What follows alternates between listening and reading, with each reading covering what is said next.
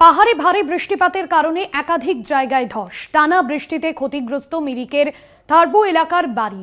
স্থানীয়দের সরানো হয়েছে। মিরিক প্রশাসনের পক্ষ থেকে সিকিমের রংপু থেকে সিংথামের রাস্তায় ধস নেমেছে।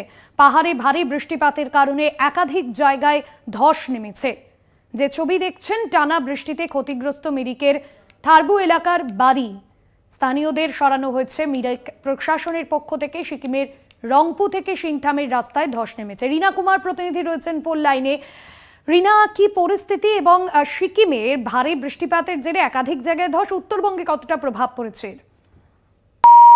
ভাস্বতী দেখো, লাগাতার দুদিন ধরেই কিন্তু পাহাড় সমতল জুড়ে কিন্তু লাগাতার বৃষ্টি হয়ে চলেছে, ভারী থেকে অতি ভারী বৃষ্টি, এবং যার ফলে কিন্তু গতকালও দেখা গেছিল পাহাড়ের বেশ কিছু জায়গায় কিন্তু ছোট বড় ধসের খবর উঠে আছে। সেই মতো কিন্তু আজ সকাল থেকেও যে ভাবে বৃষ্টি হয়ে চলেছে, তার ফলে কিন্তু সিকিম সহ কালিম্পং একাধিক জায়গায় কিন্তু ধসের খবর উঠে আসছে। এবং ইতিমধ্যে কিন্তু মিরিকেও যে থারবো এলাকা রয়েছে, সেখানে কিন্তু একটি বাড়ি ধসের জেরে ভেঙে পড়ে। সেখান থেকে সেই বাড়ির বাসিন্দাদের মিরিক প্রশাসনের পক্ষ থেকে কিন্তু সুরক্ষিত জায়গায় পৌঁছে দেওয়া হয়। পাশাপাশি মিরিক প্রশাসনের পক্ষ থেকে কিন্তু ইতিমধ্যে আশেপাশে যে সমস্ত এলাকার বাসিন্দারা রয়েছে, সকলকেই কিন্তু সতর্ক থাকার বার্তা দেওয়া হয়েছে। কারণ যে বৃষ্টি রয়েছে তা কিন্তু আরো বাড়ার সম্ভাবনা রয়েছে। ফলে প্রশাসনের থেকে কিন্তু বারংবার সাধারণ মানুষের সতর্ক থাকার বার্তা দেওয়া হচ্ছে। পাশাপাশি 10 নম্বর জাতীয় সড়ক, সেখানে কিন্তু দেখা যাচ্ছে যে সিকিমের রংপু থেকে সিংথাম যাওয়ার যে রাস্তা, সেই রাস্তায় কিন্তু 10 নম্বর জাতীয় সড়কের একাধিক জায়গায়